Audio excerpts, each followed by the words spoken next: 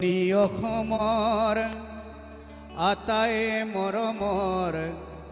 জিতেন দত্তই কলে ৰাইজৰ বাবেহে যুদ্ধ এৰিছো ৰাইজে শান্তি বিচাৰে নামনি অসমত ৰাজু বৰুৱাই ৰণৰ হুংকাৰেৰে কাক পথাৰত জ্যেষ্ঠ মামাই সকলোকে আশীৰ্বাদ দিয়ে মিঠিংগা দৈ মাৰি শশধৰ চৌধুৰী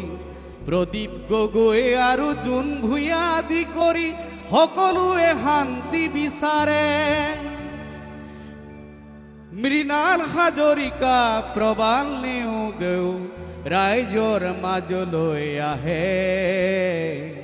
শান্তিৰ আহ্বান কৰে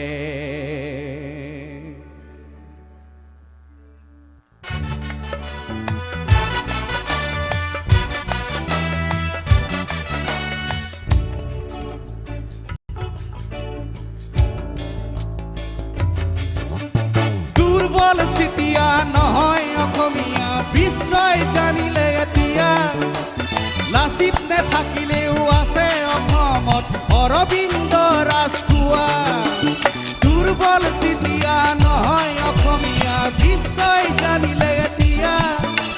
লাচিত নেথাকিলেও আছে অসমত অৰবিন্দ ৰাজখোৱা